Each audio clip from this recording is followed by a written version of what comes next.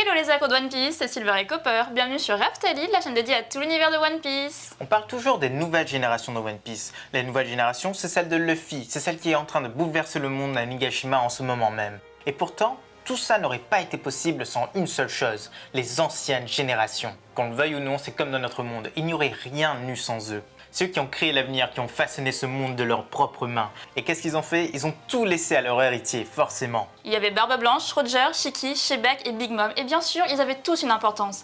Et aujourd'hui, on vous fait une petite vidéo spéciale sur eux. Un petit 33 choses à savoir sur ces vieux qui sont totalement croulants aujourd'hui, mais qui à l'époque étaient plus que fringants. Les personnes de l'ancienne génération de One Piece. Mais avant tout ça, n'hésite pas à t'abonner pour ne rien rater, à laisser un petit like pour la vidéo si tu l'apprécies, et à laisser ton commentaire. Et puis il y a une deuxième petite chose à savoir, c'est que sur l'autre chaîne, on a sorti une petite vidéo sur Naruto. C'est une vidéo explication sur quelque chose que vous allez apprécier si vous êtes fan de l'univers Naruto. Une petite vidéo avec des petits détails comme vous adorez la voir. Allez-y si jamais ça vous plaît, ça s'affiche en haut à droite. Mais vous êtes là pour la vidéo sur ces vieux croulants, alors c'est parti! Pour commencer cette vidéo, il faut parler de Barbe Blanche. Comme vous le savez, il était dans l'équipage des Rocks, mais à leur chute, il s'est passé quelque chose. Il a eu un passage à vide. On ne sait pas trop pourquoi, mais c'est ce qui a été dit par Oda. Il se sentait tellement mal qu'il a commencé à errer dans le Nouveau Monde sans aucun but. C'est à cette période qu'il a rencontré le roi Neptune. Et ensemble, ils ont lié une énorme amitié. Ils sont devenus de vrais amis très proches. C'est d'ailleurs la raison pour laquelle ce grand homme a fini par protéger le territoire des hommes-poissons. C'était pour remercier son vieil ami. Shiki aurait dû être un personnage important de One Piece. Originellement, Oda voulait que Shanks et Barbe Blanche l'évoquent lors de leur rencontre. Il ne savait pas à l'époque qu'un film serait totalement dédié à lui. Personnellement, on trouve que c'est une perte. Le fait qu'un personnage aussi puissant puisse être battu par un Luffy pré-ellipse, ça nous chagrine un peu. Mais aujourd'hui, il est sur le point d'être réhabilité. Il faisait partie des Rocks. On le voit même en jeune au pays des Wa. Là, Higurashi prend son visage lors de la démonstration.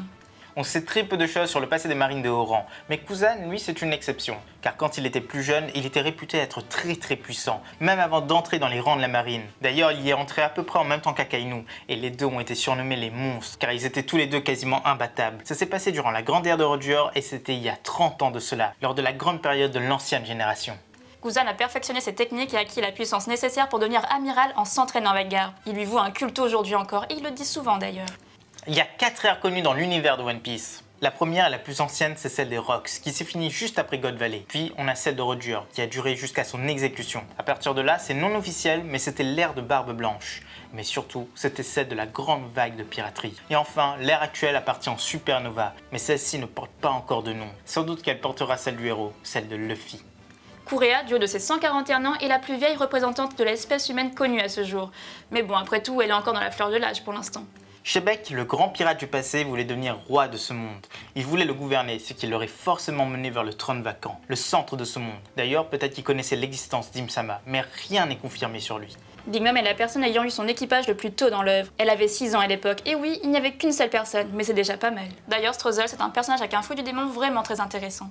Shiki n'aurait pas dû être celui qui avait le gouvernail dans son crâne, ça aurait dû être Bartholoméo. On le voit dans les croquis d'Oda, et écoutez, ça aurait été différent, c'est tout. Don Chijao est un des rares utilisateurs de Haki des rois connus, et c'était aussi un des rivaux de garde. Ils se sont battus de très nombreuses fois, jusqu'à l'incident avec sa tête. Spandam, le père de Spandame, était le chef du CP9 avant lui, et c'est lui qui a lancé le Buster Call d'Ohara. C'est un monstre au même titre que son fils, mais au moins lui, il s'est pas fait battre. En hommage à l'ancienne génération, Barbe Noire a donné à son navire le nom du sable de Shebeck, un lien encore bien obscur pour l'instant. Garp, Rayleigh et Barbe Noire sont nés à la même année. Pour des papis, ils étaient tous les trois bien puissants. Peut-être que cette année, il s'est passé quelque chose dans l'univers de One Piece, on ne sait pas. Mais dans tous les cas, le temps n'a pas eu le même effet sur eux. L'épée de Roger se nomme Ace, comme le nom qu'il donnera à son fils plus tard. C'est une Meito de rang supérieur, une des meilleures, exactement comme pour celle de Barbe Blanche. L'ancienne génération était vraiment bien équipée, mais finalement c'est normal puisqu'ils ont eu le temps de bien s'équiper vu tout le temps qu'ils ont passé sur les mers. Lors de l'incident de God Valley, Barbe Blanche avait 36 ans. Il n'avait pas encore atteint le sommet de sa puissance, chose qui arrivera pour ses 38 ans. Oda l'a annoncé lui-même. On ne sait pas exactement ce qui s'est passé entre temps, mais en tout cas, c'est dans la période où Barbe Blanche souffrait le plus. Et Nakama, on est à la moitié de cette vidéo, donc si tu l'apprécies jusqu'ici, eh bien n'hésite pas à laisser le petit like, à laisser un commentaire si tu le veux, et à t'abonner pour ne rien rater. Garp aurait déjà mangé 842 donuts d'affilée pour battre un record, et ça sans dormir. On pense que le précédent détenteur du record était Katakuri. Le fruit de bonnet est tellement cheaté qu'on ne sait pas de quelle génération elle peut venir. Elle peut être jeune ou vieille, elle peut se cacher dans n'importe quelle condition, et c'est d'ailleurs la seule personne dans la vive carte qui ne donne pas d'infos sur son âge. L'équipage de Brook aurait pu croiser celui de Roger, le Mugiwara le dit lui-même d'ailleurs. À son époque, un jeune rookie du nom de Roger commençait déjà à se faire connaître. Le numéro 19 concerne le chapitre 19 de One Piece, car à l'époque il s'est passé quelque chose de formidable. Silver Riley et Copper's Cabane y apparaissent tous les deux, et ça c'est au tout début de l'œuvre. C'est assez tôt et ça montre à quel point Oda voit très loin. Gaban avait même déjà ses 2 haches en main. L'art martial de l'AOG se nomme Shioken, un art martial basé sur la vitesse. Il prend même de vitesse un Tontata et arrive à battre Don Chinjao facilement. Lors de la première apparition de Crocus, celui-ci lâche qu'il est Gémeaux. Or, quelques temps plus tard, Oda révèle qu'il est né le 4 janvier, ce qui fait de lui un Capricorne et surtout un menteur. Bien sûr, ce sera rectifié bien plus tard pour donner le 4 juin, et là, ça devient parfait. Kong était un amiral en chef de la précédente génération, mais avant ça, il était amiral. Peut-être a-t-il combattu les Rocs et perdu. Mais maintenant, il est derrière son énorme bureau et il se la coule douce. On a vraiment hâte de voir un flashback où il sera aperçu. D'ailleurs, il y a un trait commun à tous les amiraux en chef de l'histoire. Ils gueulent pas mal lors de leur mandat et après, ils sont doux comme des agneaux. Le père de Robin était aussi un archéologue et il savait lire les poneglyphes. C'était révélé dans un One Piece magazine, mais lui aussi, il a été tué par le gouvernement il y a plus de 28 ans de cela. On ne connaît pas son identité et on peut supposer tout et n'importe quoi. Il y a même des personnes qui nous disent que c'est Shebeck. Bon, il n'y a aucune preuve sur rien du tout et puis si Robin était la fille de Shebeck, on pense que ça serait. Zeff s'est échoué sur une île déserte avec Sanji. Il a ensuite coupé sa jambe pour la manger et donné le sac de vivre à Sanji. De ce fait, il a fait un trait sur sa carrière de pirate. À chaque fois qu'on dit ça, on a une flopée de messages qui nous dit que c'est pas vrai. Mais voici les images du manga. Dans la version animée, il y a des censures. Et montrer à un homme se couper la jambe pour la manger, c'est un chouïa trop violent. Et petit plus, Zeff est celui qui dira à Luffy que la première partie de Grand Line est nommée Paradise. Big Mom a donné naissance à ses premiers enfants en pleine mer, sur son navire en fait. Elle n'avait pas encore de territoire. Par exemple, sur la vive carte de Katakuri, c'est précisé qu'il est né dans le Nouveau Monde et sur un bateau. Neptune était un grand guerrier dans sa jeunesse, son surnom était le Grand Chevalier des Mers, un surnom qui ressemble pas mal à celui du Jinbei, le Grand Paladin des Mers. Alors serait-ce un destin commun? Eh bien peut-être, car la succession de l'île des Hommes-Poissons n'a pas forcément l'air de se faire de père en fils. D'ailleurs, souvenez-vous, Neptune n'était qu'un soldat dans sa jeunesse et il n'était absolument pas sympa. Il était un vrai monstre en face de ses adversaires. Il y a 2 pirates des Rocks qui restent encore inconnus à ce jour. Le premier, c'est Hache d'Argent, et le second, c'est Ochoku. 2 personnages que la marine semble craindre. Pourtant, il n'y a aucune image d'eux, rien du tout. Et on a hâte de le voir car à notre avis, leur design sera sublime. Walcak est le lieu où se situait la bergerie, c'est le lieu d'une partie de l'enfance de Big Mom. Mais par contre, elle ne l'a pas conquis de suite. Elle a attendu la chute des Rocks et la constitution de son armée d'enfants puissants. Katakuri, Perospero, Daifuku et Oven ont tous pris une part importante dans la conquête.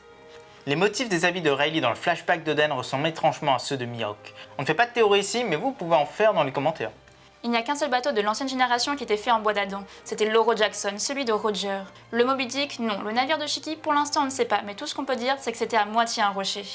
Le capitaine John, c'est un des pirates de l'équipage de Shebeck. Et pourtant, lui, il apparaît très tôt sur Trailer Bark en tant que général zombie. Vous vous rappelez ces zombies surpuissants qui ne servent strictement à rien? À part Ryoma, l'équipage n'affronte pas ces zombies et donc on ne connaît pas vraiment leur puissance. D'ailleurs, son histoire est très dramatique. Après la chute des Rocks, il a constitué son propre équipage. Selon les dires, il avait un trésor faramineux. Hélas, il n'avait jamais dévoilé son emplacement à ses hommes et il voulait pas du tout le partager. Pris d'un accès de folie, ses forbans lui ont donné la leçon qu'il méritait. En tout cas, selon eux, car il fut assassiné. C'est une des grandes mutineries et la première de One Piece. Le nom de code de Sengoku pour ses missions est Rice Cracker, le nom de sa nourriture préférée. Décidément, il n'est pas parti chercher loin. Et enfin, l'épithète de Rayleigh, c'est Mei-O. Ça a 2 significations. La première, c'est le roi sombre. Mais la seconde, c'est le nom d'Hadès en japonais, qui est aussi le roi des enfers, celui qui règne dans le royaume souterrain. C'est un peu le reflet de Roger qui règne à la surface, à la lumière, alors que lui, il est dans les ténèbres. On en est certain, ce Jojaki nous cache encore pas mal de choses. Voilà, c'est déjà la fin de cette vidéo. On espère que ça vous a plu, alors n'hésitez pas à laisser un petit like si c'est le cas, à laisser votre commentaire pour vous me dire ce que vous en avez pensé, et à vous abonner pour ne rien rater. A bientôt les accros de One Piece!